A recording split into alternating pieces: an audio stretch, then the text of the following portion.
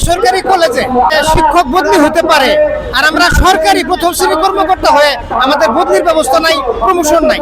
আমরা নবম গ্রেডে ঢুকে আমরা নবম গ্রেডেই থাকবো, এবং আমাদের কোনো সহযোগী অধ্যাপক, সহকারী অধ্যাপক এবং অধ্যক্ষ আমরা হতে পারবো না। এবং কি বিসিএস ক্যাডাররা আমাদের ওখানে এসে নন ক্যাডার পদে তারা ক্যাডার হিসেবে চাকরি করতে চাচ্ছে, এটা আমরা কখনো মানবো না।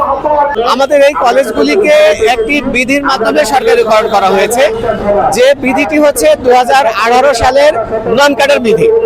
আর এই নন ক্যাডার বিধির বলেই মূলত আসলে 335টি কলেজকে সরকারিকরণ করা হয়েছে। এখন এই কলেজগুলিতে আসলে ক্যাডার কোনো পদ নেই, আজ পর্যন্ত ক্যাডার কোনো পদ নেই। এখন ক্যাডার শিক্ষক যেসব কলেজে দেওয়া হয়েছে এদেরকে দেওয়া হয়েছে অ্যাটাচমেন্ট হিসেবে। অ্যাটাচমেন্ট কোনো পদের এগেইনস্টে হয় না, কোনো পদের এগেইনস্টে অ্যাটাচমেন্ট হয় না। এরা হচ্ছে ওই কলেজগুলোতে অতিরিক্ত শিক্ষক। ফলে আমরা চাচ্ছি যে যেহেতু কলেজগুলো নন ক্যাডার, এখানে পদ সৃজন করলে নন ক্যাডার পদ সৃজন করতে হবে। আর যদি ক্যাডার দেওয়ার প্রয়োজন বোধ করে সরকার বা বিজি বা মিনিস্ট্রি, তাহলে আমরা বলছি এই কলেজগুলিকে ক্যাডার কলেজ করতে হবে, অর্থাৎ আমাদের বিধি পরিবর্তন করে এগুলিকে ক্যাডার করতে হবে। দুটোর একটি করতে হবে, হয়তো ক্যাডার করতে হবে, তা না হলে নন ক্যাডার নিয়োগ দিতে হবে। এর বাইরে আমরা মানব না।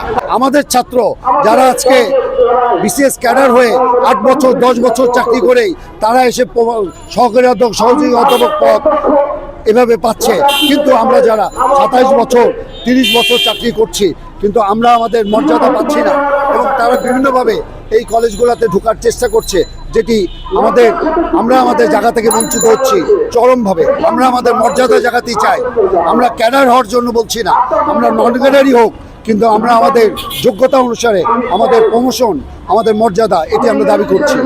আমাদের আত্মীকৃত কলেজে নন ক্যাডার পদে বিসিএস ক্যাডার পদ যাতে সৃজন করা না হয়, এরপর হচ্ছে আমাদের বদলির ব্যবস্থা করতে হবে। তৃতীয়ত আমাদের প্রমোশনের পদোন্নতির ব্যবস্থা করতে হবে। সরকারি হওয়ার পরেও আমরা বিভিন্ন ধরনের বৈষম্যের শিকার হচ্ছি।